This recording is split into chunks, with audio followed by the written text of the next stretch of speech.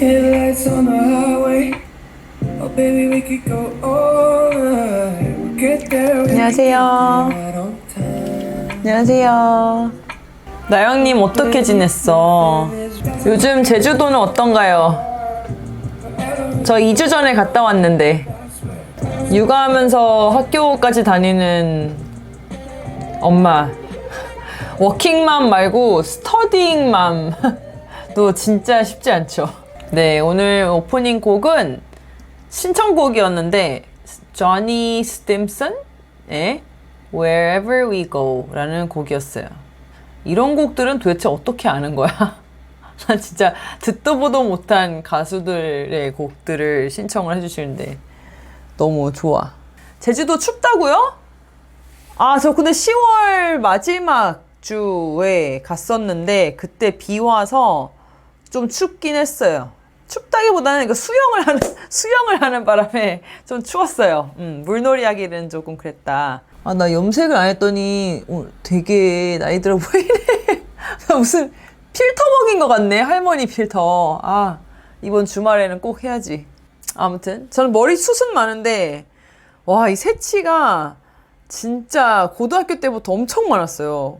지금은 훨씬 많아졌지, 그때보다. 염색 안 하면 살 수가 없네. 그냥 반백으로 살아볼까? 도 생각도 했는데 아, 이게 좀 너무 나이 들어 보이는 것 같은 거예요. 그래서 당분간은 관리해야겠다. 아무튼 간에 우리 집 어린이 호수가 내년에 초등학교 입학을 앞두고 제가 공부를 진짜 안 시켰단 말이에요. 그래도 너무 모르고 학교를 들어가면은 좀 힘드니까 드디어 나도 학습지를 조금 시켜보자. 학습지를 사실은 대부분의 아이들이 해요. 저는 빨간 펜 했었어요. 국어랑 이제 수학을 기본으로 많이들 하는데 저는 왠지 학습지를 시켜야 되나? 설득이 안 됐었어요. 저한테는 약간은 좀 선행학습 같았어.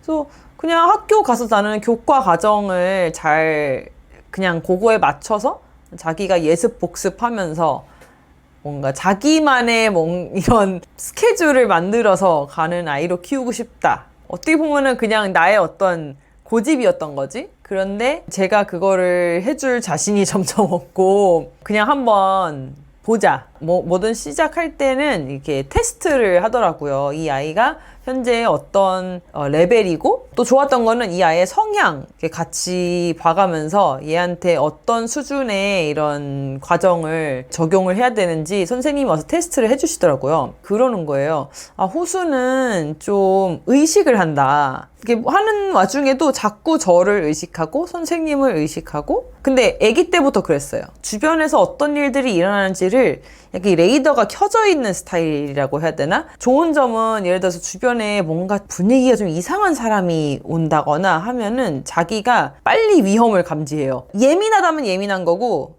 또 세심하다면 세심한 거죠. 예민하다는 게 옛날에는 왜 이렇게 까칠해, 뭐 이렇게 유난이야 이런 거였다면은 이제 그런 것들이 또 잘 발현되면 좋은 직업들이 있으니까 저 또한 제 일을 예민하지 않으면 할 수 없는 일이고 근데 그거는 알고는 있었어요. 아, 얘가 이제 좀 주변을 의식을 한다. 그리고 문제를 틀리는 걸 되게 싫어해요. 평소에 저랑 뭐 할 때도 틀려도 돼 하는데 그거를 어떻게든 이제 맞추려고 해요. 이거를 틀리기 싫어서 붙들고 있으니까 그 다음으로 넘어가지를 못하는 거예요. 그런 면들을 이제 저한테 얘기를 해주시더라고요. 그래서 이런 아이들의 안타까운 점은 나중에 시험 볼 때 이렇게 쫙쫙쫙쫙 못 나가고 뭐랄까 평소 실력보다 안 나오는 경우가 있을 수 있다. 근데 제가 실전에 약한 스타일이거든요. 면접을 보러 가면은 면접 자체는 잘 보거든요? 그 상황에 딱 들어가면은 괜찮은데 그 전까지 너무 긴장해요. 그때 진짜 너무 기절할 것 같았어요. 저는 그 사회 초년생 신입사원 막 면접 보고 할 때 들어가면은 그냥 되게 솔직하게 얘기해요. 그래서 저 첫 번째 들어갔던 회사에서는 면접 보고 나서 아, 너처럼 할 얘기 다 하는 애는 처음 봤다고 했었어요. 납작하게 기지 않는 스타일이었어. 근데 그 전에 어쨌든 들어가기 전까지는 너무 긴장하는 거지. 근데 그게 어릴 때부터 그랬어요. 틀리기 싫은 건 뭐 당연하고 약간 완벽주의 같은 게 이제 있었던 거죠. 근데 저희 엄마한테 이제 호수에 어제 받았던 피드백에 대해서 얘기를 했더니 네가 그랬다면서 너랑 똑같네 막 이러는 거예요. 너 어릴 때 노래를 해야 된다 사람들 앞에서. 그러면은 그냥 평소에 이렇게 보여주면서 연습하고 하면 되는데 혼자서 구석에서 그 노래를 내가 완벽하게 다 연습이 될 때까지 혼자 연습하다가 이게 준비가 되면은 사람들 앞에서 보여주는 스타일이었던 거예요. 근데 호수가 걸음마도 그렇게 했어요. 보통 애기들이 걸음마를 뗄 때 어떻게 하냐면 약간 자기가 혼자 발 하나 띄어보고 넘어지고 그러다가 두 발 가다가 또 넘어지고 또 세 발 가다가 넘어지고 하면서 차근차근 이렇게 되는 거잖아요. 사실 세상에 많은 일들이 그렇잖아요. 근데 호수는 계속 기어만 다니다가 발걸음 뗀 첫날 30걸음을 걸었단 말이에요. 뭔가 자기가 딱 준비가 됐을 때 하는 스타일인 거죠. 아, 얘가 그동안 뭘 처음에 하러 갔을 때 뭐 무섭다거나 뭐가 잘 안 된다거나 뭐 여러 가지 이유로 이걸 거부했었던 많은 게 겁이 많은가 보다 혹은 낯선 게 싫은가 보다 했는데 이제 보니까 자신이 없어서 그랬던 게 되게 큰 것 같은 거예요. 그래서 저번 주말에도 본인이 원해서 스케이트보드를 타고 싶다 해서 아유 스케이트보드가 웬 말이야 진짜.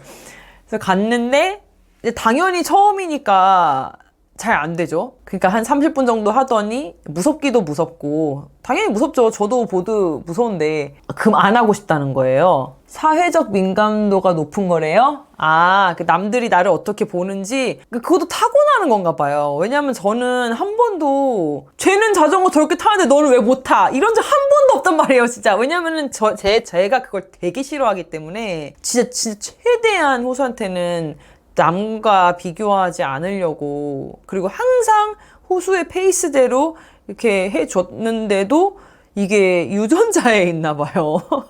좀 답답했어요. 그렇지 않게 하기 위해서 많은 노력을 했다고 생각했는데 결국에는 타고난 기질이 이긴 거지. 당연한 거지만. 그래서 스케이트보드도 벌써 그게 1년 반 전에 갔다가 1차 레슨을 3번 한 거예요. 그래서 제가 이렇게 포기하는 건 안 된다. 왜냐면 본인의 마음은 하고는 싶거든. 근데 안 되니까 그만두고 싶은 거거든. 그래서 제가 되게 호수한테 많이 해주는 말이 할 수 있어.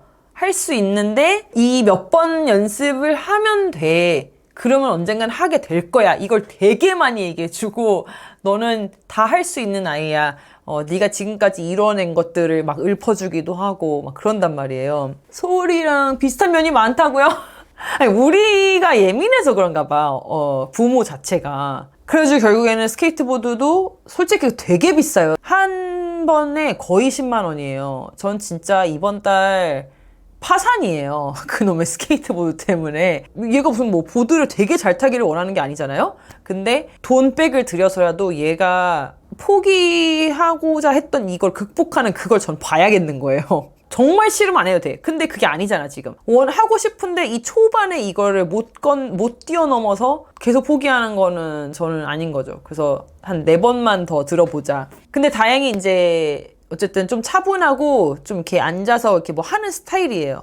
그리고 그동안에 극복했던 몇 가지 사례들을 보면 본인이 이게 되네? 라고 느끼면 그 다음부터는 스스로 약간 계속 빌드업을 해 나가더라고요. 특히 수영이 그랬고, 내가 이제 수영이 되네? 라는 걸 인지하기 시작하면서부터 그거를 이제 업그레이드를 해 나가더라고요. 근데 어제 구몬 선생님도, 얘는 그 처음에 자신감이 장착이 되면 그 다음부터는 잘할 앤데 그 단계가 너무 중요하다 하면서 호수한테는 쉽게 풀 수 있는 문제들 위주로 줄 거라고 일단 지금은 나는 좋다고 했어요. 나는 뭐 공부를 잘 하는 걸 바라는 게 아니라 주눅 들지 않았으면 좋겠다. 그래서 결국에는 저도 그 학습지 대열에 합류를 이제 하기로 했다. 소홀히 교육해 주시는 선생님이 해야 될 걸 유튜브나 그 강습을 계속 보여주고 미리 눈으로 보고 가상으로 연습할 수 있는 시간을 오래 주라고 그래서 호주가 그날 와가지고 스케이트보드 타는 형아 영상을 보고 그랬답니다. 그러니까 제 생각에 자기 머릿속에는 자기도 어느 정도 저렇게 탈 수 있고 타고 싶은데 현실이 안 따라주니까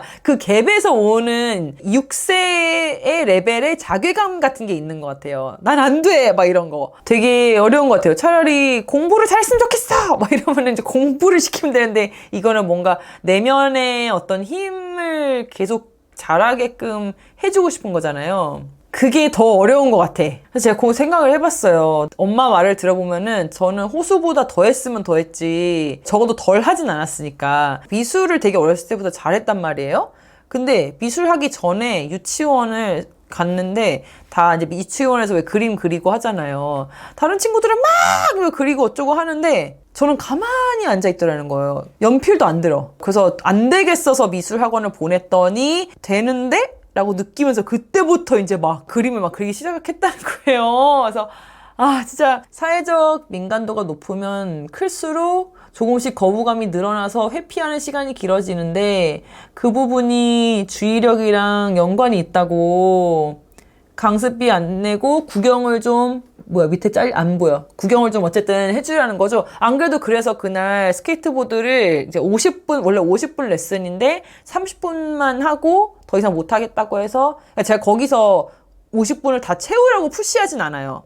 왜냐면 그 상황에서 애가 너무 힘들어 하는데 돈은 아깝지만 대신 거기 옆에서 연습하는 누나를 좀 볼까? 그랬더니 그건 좋다고 하더라고요. 그래서 그 누나가 연습하는 걸 보면서 약간 좀 마음도 풀어진 것 같고 태권도도 이번에 다니기 시작을 했는데 처음에 간 날 또 안 들어가겠다고 울었지.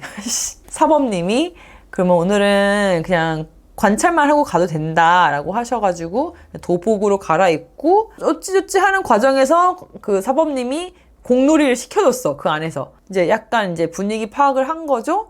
그 다음부터는 잘 다녀요. 그러니까 그 처음에 그 물꼬를 트는 게 너무 힘든 거죠. 근데 저는 어렸을 때는 그랬는데 지금은 좀 뭔가를 이렇게 시도하거나 해보는 거에 대해서 거부감이 없는 스타일이라고 생각을 했거든요. 근데 또 생각해보면 내가 할 수 있다고 느끼는 그 영역 안에서 추진력이 좋은 것 같아요. 아예 제가 안 해본 거를 당장 시도해보라 라고 하면은 이걸 내가 할 수 있을까? 해야 되나? 그래서 이게 나는 되게 쉽게 도전하는 사람이라고 생각을 했는데 물론 이제 어떤 사람들에 비하면은 그런 면이 이제 있죠. 나한테 줬던 새로운 태스크들이 어쨌든 내 바운더리 안에 있는 거일 수도 있다는 생각이 들더라고요. 그리고 그 이전에 그래도 내가 10년 전부터 이 세상이 가지 않은 길들을 뚫고 온 부분도 없지 않나요? 그러니까 뭐 인터뷰라는 걸 뭐 직업으로 택한다거나 브랜드를 이렇게 중점적으로 판다거나 이야기를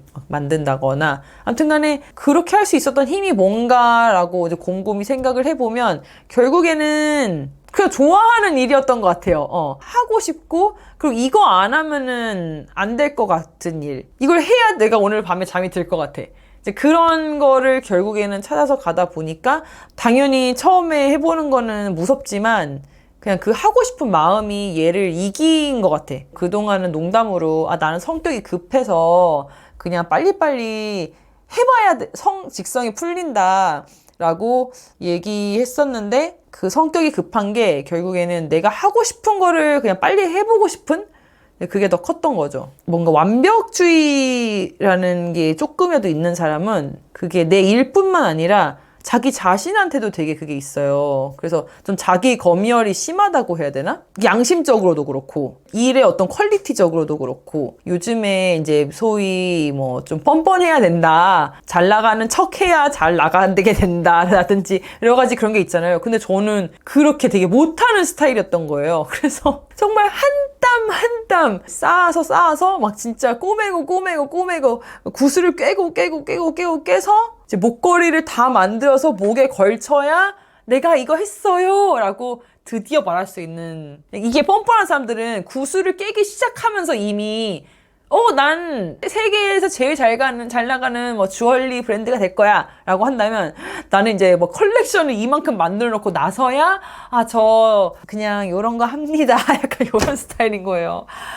오래 걸렸지만 그래도 그렇게 했기 때문에 뭔가 캥기진 않는 것 같아요. 장단점은 있다고 생각을 해요. 제가 호수의 그런 면을 보면서 답답해하는 게 결국에는 제가 그 성향을 가지고 평생 살면서 저 스스로한테 느꼈던 어떤 피로감이 있을 거 아니에요. 그거를 얘가 고스란히 또 안고 살 거라고 생각하니까 그래서 제가 되게 더 안타깝게 느끼고 좀 미안하기도 하고 아유 너는 왜 이런 걸 닮아서 또 한편으로는 그래 이럴수록 더욱 호수가 좋아하는 걸 잘 찾을 수 있게 도와줘야겠다. 얘가 그런 완벽주의라든지 말씀하신 사회적 민감도 이런 걸 다 이겨낼 수 있을 만큼 자기가 좋아하는 걸 찾으면 사실 그게 다 극복이 되는 것 같거든요. 그리고 그게 이제 장점으로 발현이 되는 어떤 플랫폼이 만들어지는 것 같아요. 진짜 그게 관건일 거라는 생각이 들고 어제 구몬 선생님 테스트하고 가신 이후로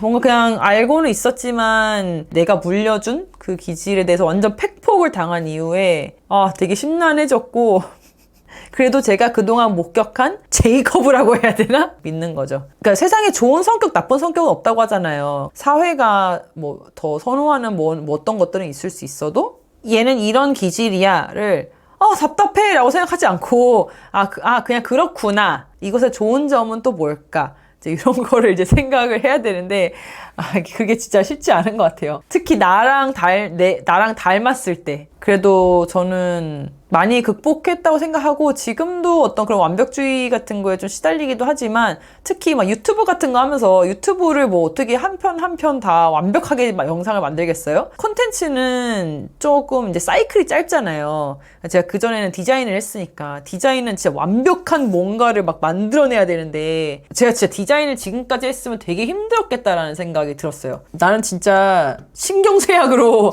어떻게 됐을 거야.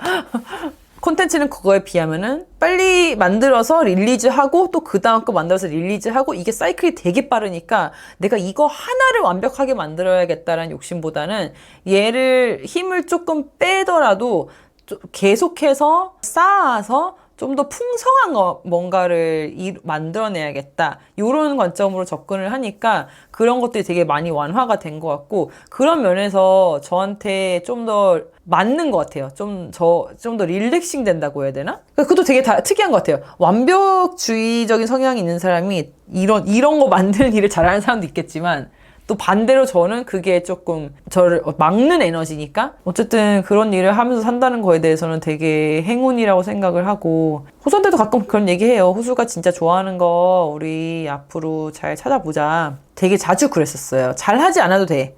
틀려도 돼. 너 이거 잘하라고 하는 거 아니야. 넘어져도 돼. 이제 저보다 더 큰 아이들을 키우는 어떤 언니가 그러는 거예요. 너는 네가 이걸 잘하고 싶은데 옆에서 계속 잘 못해도 돼 라고 얘기하면은 신이 나겠냐고. 그래서 아니잖아요. 저는 그것도 간과한 거예요. 얘의 어떤 부담감을 덜어줘야지 라고만 생각했지 이 마음을 부스트업 해줘야지 라고는 생각을 못했던 거죠. 호수야 너는 할 수 있어 라고 얘기해줘 라는 거예요. 거기서 제가 진짜 머리를 한 대 맞은 느낌이었어요. 나도 그런 말을 듣고 컸으면 되게 큰 응원이 됐겠다.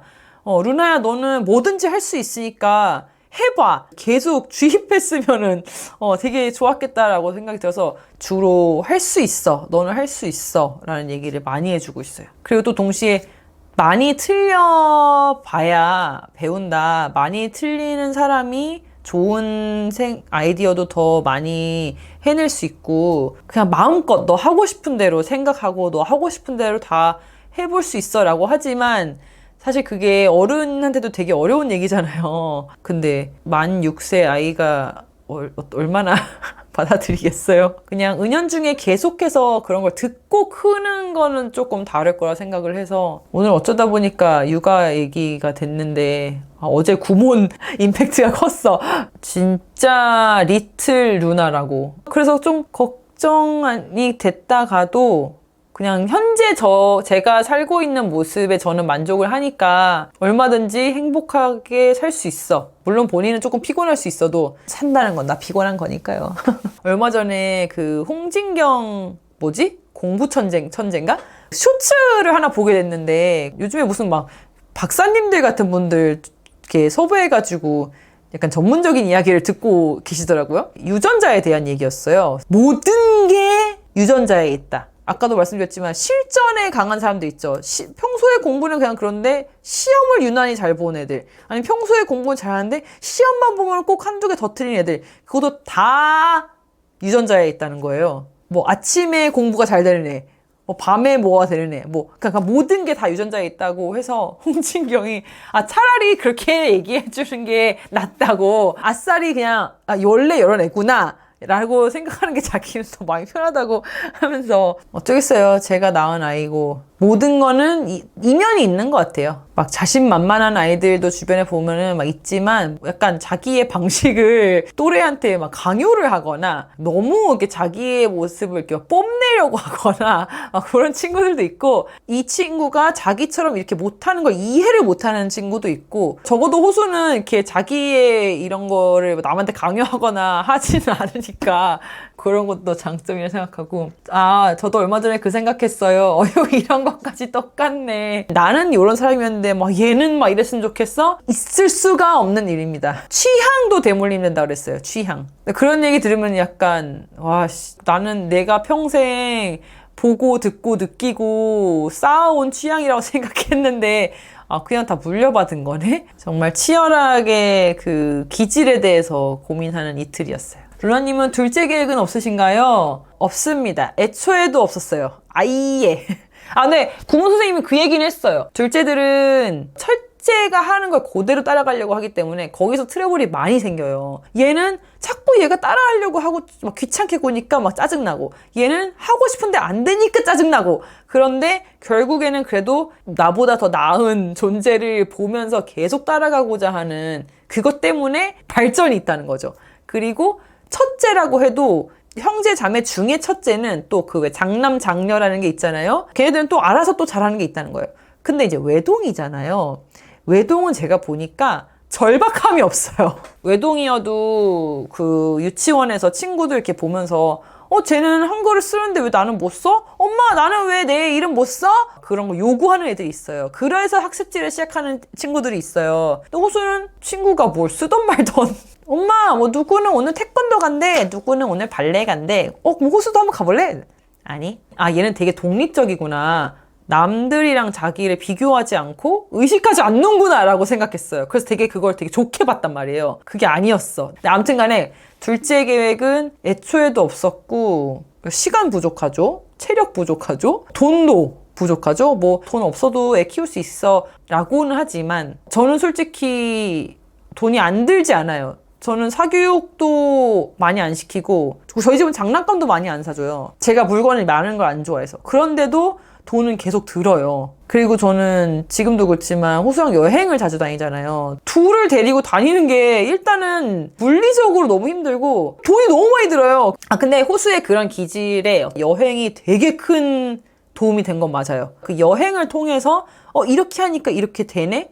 나도 이런 거를 할 수 있네? 이런 거를 되게 많이 체화한 것 같긴 해요. 그걸 위해서 투자한 건 아니지만 되게 좋은 투자였다고 생각해요. 어쨌든. 그리고 제가 임신했을 때 되게 몸이 안 좋아서 학교도 다니고 있었고 일도 하고 있었거든요. 제가 쓴 책에도 나오지만 하혈을 너무 심하게 해서 응급실 실려간 적도 있었고, 진짜 너무너무 힘든 임신 기간을 보내서 출산해서 애를 키우는 게 더 쉬웠어요. 그냥 차라리. 그 임신 과정을 또 겪는 게 일단은 진짜 말도 안 되고, 그때 한 달 만에 퇴사하고 임신한 지 결국은 학교도 휴학하고, 정말 집에서 그때 다행히 그나마 에세이를 계약해 놓은 게 있어가지고 출판사랑, 그거라도 없었으면 저는 우울증 걸렸을 것 같아요.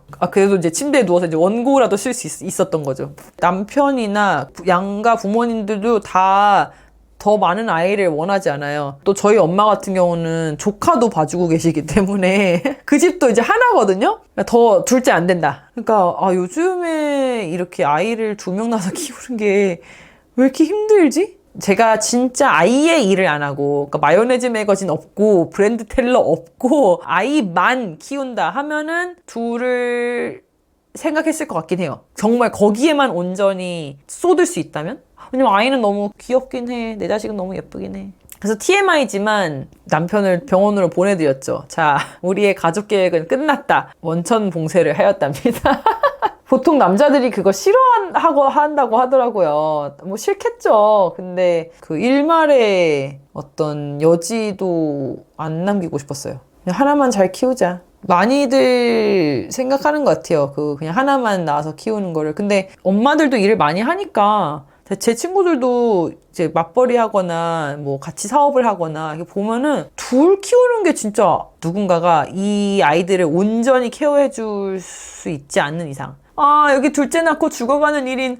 어머, 아이가 둘이나 있군요. 또 외국에 계시면 도움받기가 더 어렵지 않나요? 제 친구가 미국에 사는데 캘리포니아 둘을 키우는데, 와, 진짜 제가 이제 이번에 거의 한 달 같이 이제 머물다가 왔거든요. 그 집에서. 24시간이 어떻게 가는지를 모르겠어요. 진짜 혼이 빠지는데 이게 하루가 아니라 몇 년이잖아요, 그 친구는. 그걸 도와줄 사람이 아예 없으니까. 둘 키우는 건 너무 대단한 일인 것 같아. 지금 들어왔어. 와, 양반은 못 되네. 옛날에 그런 글을 봤거든요. 아이 하나 낳은 거는 낳은 것도 아니고, 아이 둘을 낳으면 4배가 힘들다는 거예요. 근데 정말 그랬어요. 하나 데리고 뭐 여행 다니고 학원 뭐 좀 이렇게 해주고 하는 거는 사실 둘 하는 거에 비하면 거의 그냥 발로 키우는 거예요, 발로. 그나마 학교와 어린이집 도움으로 어찌저찌 사는 듯요. 그렇죠. 맞아요. 전 그래서 정말 선생님들께 그 존경과 감사와 그 마음이 진짜 이루 말할 수 없이 커요. 더 대단한 거 안 해주셔도 돼. 그냥 우리 아이가 문제 없이 내가 걱정 안 하고 그냥 보낼 수 있다만으로도 충분해. 근데 여기는 이제 한국은 뭐 예를 들면은 그러니까 태권도도 유치원에서 픽업을 해주세요. 6시에 데리러 가면 돼요. 그래서 요즘에 월수금 6시에 가도 돼서 너무 좋아. 거의 9 to 6를 쓸 수 있는 거예요, 지금 월수금은. 미국에는 그런 게 없고 이제 엄마가 라이딩을 다 해줘야 되니까 빡세. 금요일 저녁보다 일요일 저녁이 훨씬 피곤한 게 부모의 일상인 듯. 그쵸? 엄마들은 월요일을 좋아하잖아요? 근데 둘째는 확실히 귀여운 것 같아요. 제 친구 애기도 보니까 물론 둘이 치고받고 싸우고 울고불고 하면은 진짜 약간 애들 스위치 이렇게 끄고 싶긴 한데 그래도 저렇게 성장하는 거구나. 그 형제자매의 장점이 확실히 있죠. 귀여운데 너무 힘들어요. 맞아요. 저도 힘들었어요. 내 자식도 아닌데 힘들었어요. 이모! 막 이러면 막 왜? 막 이렇게 대답하고 그랬어요. 3주 정도 되니까. 그 목소리 톤. 갑자기 저음되고 막 저를 보는 듯. 다 똑같죠? 외동들은 보면은 자기의 감정이나 행동이나 이런 거에 대한 설명을 되게 많이 듣잖아요. 호수야, 이거는 뭐 이럴 수 있고, 이건 이래서 안 되고, 예를 들면은 뭐 유튜브도 너가 스스로 끄는 절제력을 지금 키우는 거야. 그래서 요 정도까지만 보고 네가 끌 수 있어야 돼. 이런 워딩을 되게 많이 듣는단 말이에요, 외동들은. 근데 이제 애들이 많으면은 꺼! 막 이렇게 되는 거야. 둘이 앉혀놓고서는 얘들아, 절제력이란 말이다. 이렇게가 되지가 않는 거예요. 맞아. 하나, 둘. 자, 샌다. 하나, 둘. 막 바다다다다 뛰어가고. 장단이 있는 것 같아요. 어떻게 키워도 다 사랑으로 큰 애들은 또 훌륭한 어른이 될 것이다. 저희 첫째가 그래서 적응을 힘들어해요. 혼자일 때가 좋았다고. 첫째들은 또 그렇죠. 그 혼자일 때 추억이 있기 때문에 동생 뭐 갖다 버리라는 애들도 있더라고요. 네, 모르겠어요. 저는 지금 남동생이 있는데, 저보다 한 3, 4살 어린 남동생이 있는데, 완전 어릴 때는 막 치고받고 싸우고, 조금 커서는 사이가 되게 좋았다가, 어른이 되면서 서로 라이프 스타일이 너무 달라지니까, 그리고 이제 떨어져서 살고, 그러니까 거의 교류가 없는데, 거기도 아들을 하나 키우는데, 호수보다 한 3살 정도 어려요. 뭔가 문제가 있거나 궁금한 게 있으면 저한테 물어보더라고요. 아직까지는, 내가 남동생이 있는 거에 대한 대단한 메리트는 모르겠으나 저의 성장 과정에서 많은 영향이 있었겠죠. 동생 3명, 동생 헤이터래. 아, 동생 3명은 좀 빡세다. 요즘에도 근데 3, 4명 낳는 집이 있긴 있더라고요. 둘이면 둘, 셋이면 셋, 넷이면 넷에 다 있어요. 그래서 그 첫째 특징, 둘째 특징, 셋째 특징, 뭐 막내 특징, 외동 특징, 뭐 중간에 끼네 특징, 이게 막 되게 또렷하게 있더라고요. 인간이란 참 신기한 존재인 것 같아. 너무 재밌는 것 같아. 이래서 인류학을 연구하고 하나 봐. 저희 첫째 보면 헤이터와 러버가 공존. 딸인가요? 모르겠어요. 저는 제 동생을 되게 사랑했던 기억이 어렸을 때는 사랑했겠죠? 딸 둘. 근데 자매는 너무 좋은 것 같아요. 제가 둘째를 더 쉽게 그냥 생각 안 했던 것도 이제 아들이다 보니까 제 주변에 보면은 진짜 의미 있는 관계는 자매는 100%인 것 같고 딸이었으면은 그래도 자매를 만들어주고 싶다라는 생각이 있었을 것 같기도 한데 그래 좋은 배우자를 만나서 좋은 가정을 꾸리렴 이렇게 다행히 되게 호수가 되게 인기가 많아요. 특히 여자애들한테. 이렇게 말하기 웃기지만 모든 여성들의 사랑을 독차지하는 빼빼로데이에도 약간 몰래 이렇게 빼빼로를 받아오기도 하고 단독으로. 연애는 잘하지 않을까. 근데 고백을 할 수 있을까 얘가? 자신감을 줘야겠어. 너도 여자친구를 만들 수 있어 라는 자신감을. 오빠가 있다고요? 잘 모르겠죠? 이 오빠와 남동생의 존재 이유 난 사실 잘 모르겠어. 근데 한 가지 좋은 거는 이제 지금 동생이 부모님이랑 되게 가까이 살아서 조카도 봐주시고 하니까 그러니까 제가 멀어요 동네가. 그래서 뭐 몇 달에 한번 볼까 말까 하거든요 부모님을. 근데 그래도 그 옆에 붙여놓은 거는 이제 제가 마음이 좀 좋죠. 언니나 여동생 가진 분들 보면 부러워요. 이미 가족 안에 베스트 프렌드가 있는 느낌? 뭐 저는 가져보지 못했으니 궁금하지 않습니다. 뭐야 1시간을 벌써 떠들었네. 제가 요즘에 꽂힌 곡이 있어요. 존박 이번에 나온 앨범.